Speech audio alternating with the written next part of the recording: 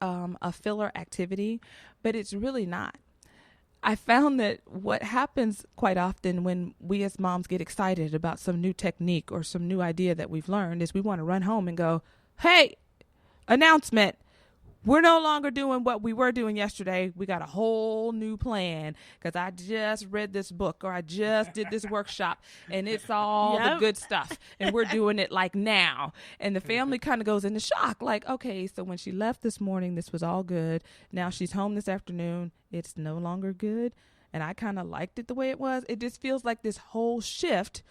It's like coming in and just moving all the furniture and like telling nobody, right? And they're like, what? Why is that even over there? What are we doing? So coming in and just having a conversation about what are some of our family favorites kind of starts to bridge the conversation of we're headed in a new direction, but we don't have to change everything at once. So let me get some input from you. I'm going to let that input marinate. I'm going to be working on some pieces too, and then I'm going to come back and share with you what I've been working on. And when they do that, it creates more of a conversation than an announcement.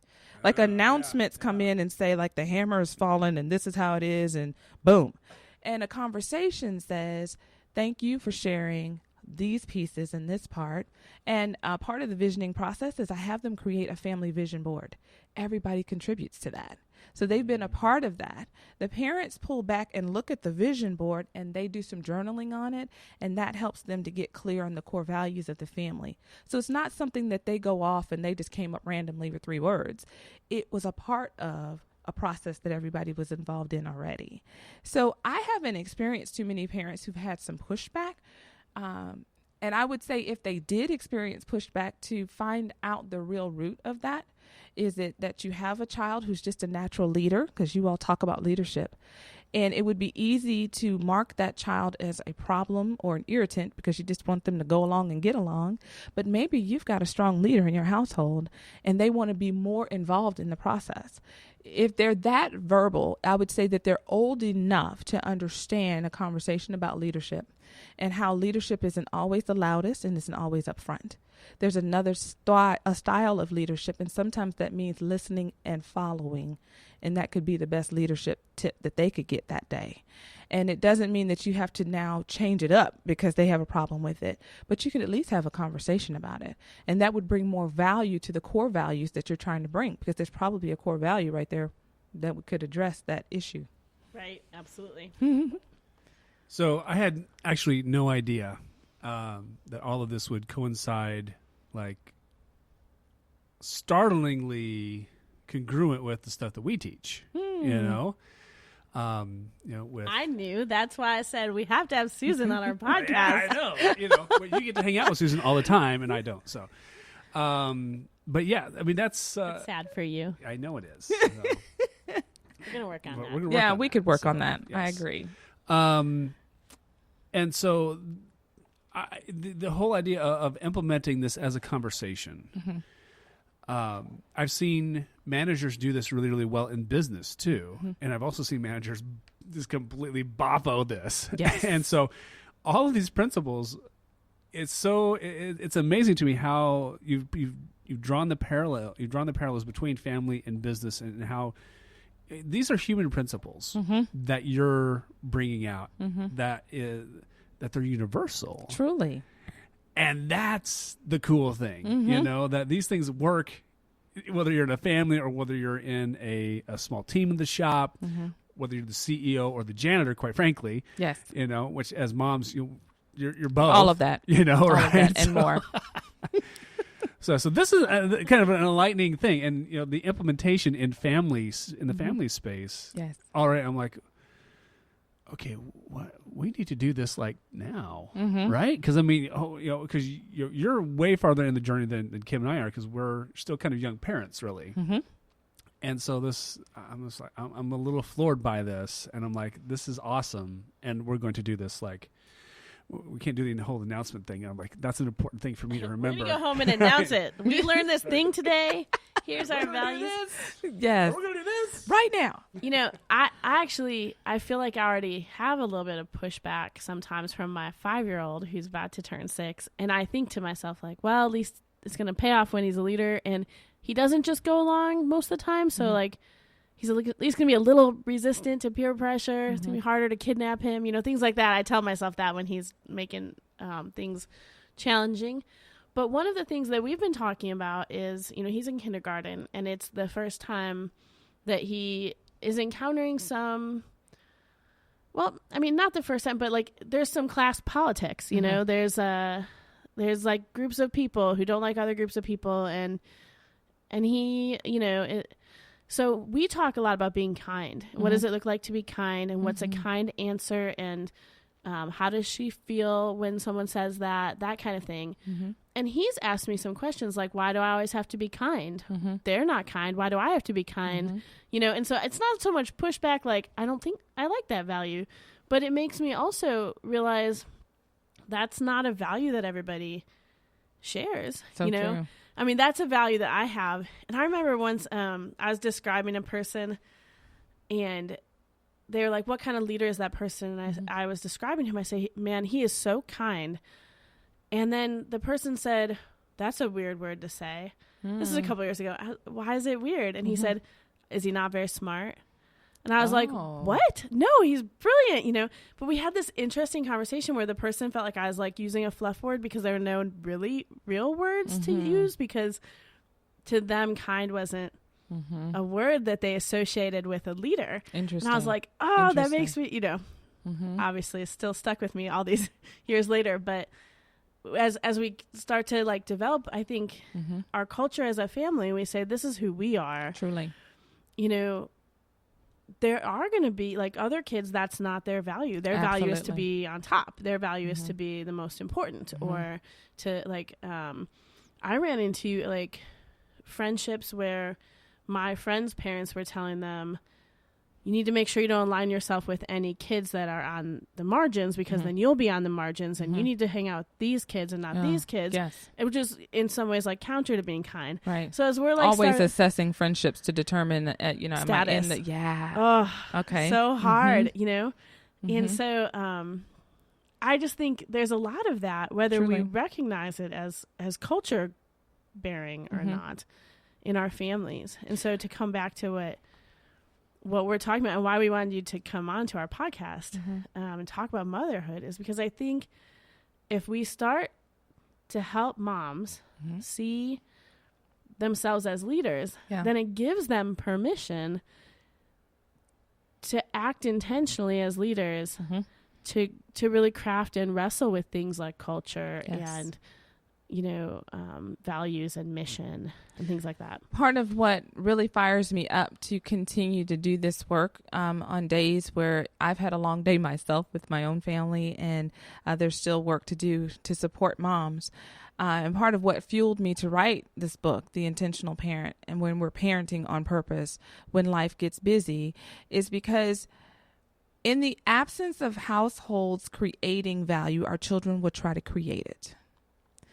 When we don't pause and intentionally create core values within our home, our children will try to go out and create and to try to determine what value is. And they're going to do it from their level, their 5-year-old level, their 6-year-old level, their 12-year-old level of understanding, of maturity, of life experience, which is very limited. So to be first, to be the biggest, to be the strongest, to be the fastest, those will things that they're going to assign value to, because they have this absence, this vacuum of someone else helping them to understand these are true values that will carry you over lifetime. And these other values that you're creating on your own will not help you to create the life that you're ultimately going to want. So will your son be different if you all have a core value of kindness? You betcha. Is that a bad thing? Not necessarily, because you're teaching him how to live from the inside out, from his core, from what's truest to him. He will act, and he will not allow these others. So when he's asking you, I'm going to ask you to do a reframe. When he's asking you that, I wouldn't even slightly see that as pushback. I would say he's trying to ask you, can you help me to identify what this difference that I'm experiencing is, and help me to understand why this is so important. And so your conversations just keep reinforcing, this is why this is important. And in our household, this is how we do things. And we're not just asking you to do these things, but mommy's doing these things, daddy's doing these things. We are all working to be kind because we know kindness matters and it's important to us. And that's the gift that we as a family bring to this world. Yeah.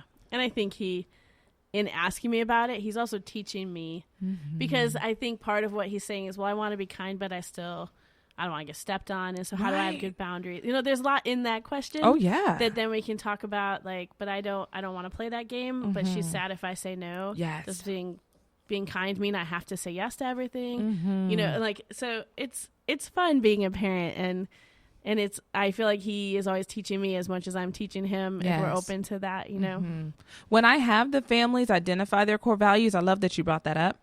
One important part of that is that each family defines what that is. So if you chose kindness as a core value, you would define what is kindness. What does that look like? How does that expressed? Because you could choose kindness and my family could choose kindness, and we would have two completely different experiences of what kindness means. Each family is going to uniquely describe what that is because each family has their own unique experience and past that they're bringing, their own unique gifts and talents that they bring to that, and their own unique expression of that in whatever circles they're operating in each day. So your son is in public school, so he has a different experience with children each day than my children who are homeschooled have in their experience of that, right? And so we should make sure that that core value is the truest it could be to our family, and it's not just some textbook or dictionary definition of kindness, but truly expressing what that is and allowing that conversation to continue like you just mentioned you all do about kindness, so that you're constantly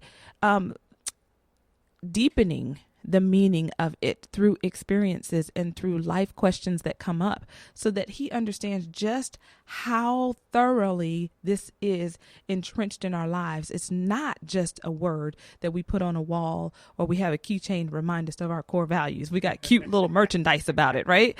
But it's deeper than merch. That. Yes. So the core values truly do. They infuse into every part of our lives, and they're that important. That's awesome. We're going to bring this on in for a landing here, and wow, there's so much here to bring in for a landing, but let's do this. What's one thing that you would tell moms as we kind of close out here tonight? What's the one thing that you would like for them to walk away with right now? Oh, love it. Well, I'm going to guess that there are not just moms listening to this, that there are some husbands or some dads listening to this. Oh, yeah. And so, dads around the world, as a matter of fact. Yes. I'd like for them to know that their support and their encouragement for moms in helping them to see the value in what they do is so important.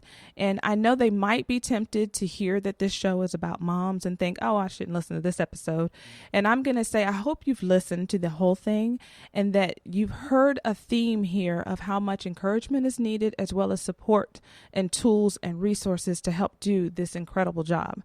And so don't hold back in sharing that encouragement, and don't hold back in your support, in your presence, in your involvement, because it makes all the difference for this tough job. And to the moms who are listening, I would say, in spite of your latest mistake, you're still a good mom. In spite of your fears or your doubts or your worries or your anxiety or your mom guilt, you're still a good mom. Keep going, and don't let those mistakes and those fears keep you from leaning into this experience of motherhood, because it truly is a gift and a calling, and you've only been chosen because you were already ready. And the support and the tools that you need are all around you if you'll just look up and see them. But be willing to enter into fully this motherhood experience and allow yourself to grow and develop and learn. And don't let the lack of not knowing or not fully understanding keep you from really entering into that. Wow. Wow. That's all I can say is wow. Wait a minute. There's something else I need to say. All right. So where can we find you online? Where? What's the easiest place where people can connect with you? The easiest place is my website, Okay. SusanSeay.com. Cool. Cool, Yeah, cool. so it's simple there. There's resources there. I have audios there. I have